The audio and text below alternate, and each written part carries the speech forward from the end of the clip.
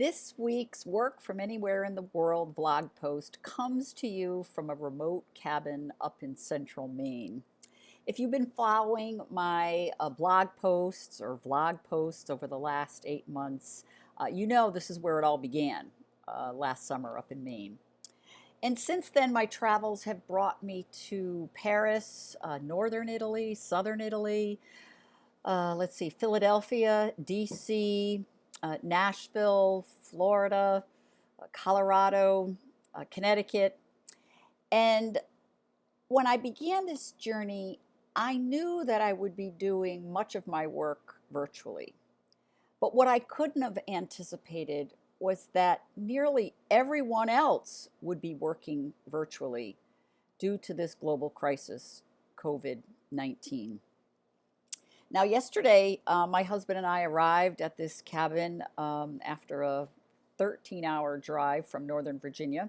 Our eldest daughter and her two cats also joined us, followed us in her car, because her offices in Arlington, Virginia have shut down and all employees are working remotely.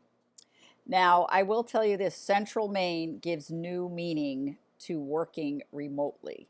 We are truly remote. After a 2-mile harrowing drive down an unplowed dirt road to our cabin, we arrived at what's called a camp up here. The inside temperature was about the same as the outside temperature, which was about 32 degrees. Central Maine is still pretty deep into winter. But we have power. We have a dish, so we can get internet. And we have heat from a pellet stove. And this afternoon, we just dug out our wells. So now finally we have running water. And yes, we'll be able to take showers.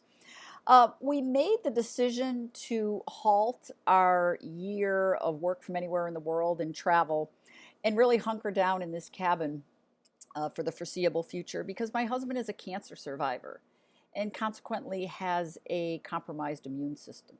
So we figured it would be safest for everyone involved if we just socially distanced ourselves from everyone and stayed up here.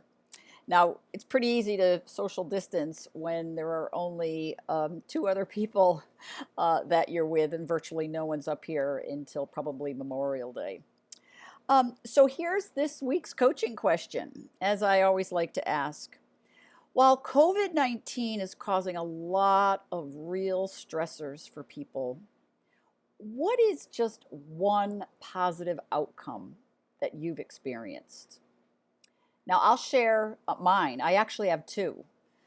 One positive outcome is I'm getting to spend time with my adult daughter that I would otherwise not have this time with her. And the second positive impact is we don't have TV up here. So I'm not glued to the TV set. Yes, I am getting updates and news through the internet, but I'm not glued to the TV. So think about that and please comment below and let's share what are the good things that are coming out of this pandemic. And let me end with this. One more thing for all the healthcare workers out there, including my youngest daughter, who is a hospital nurse.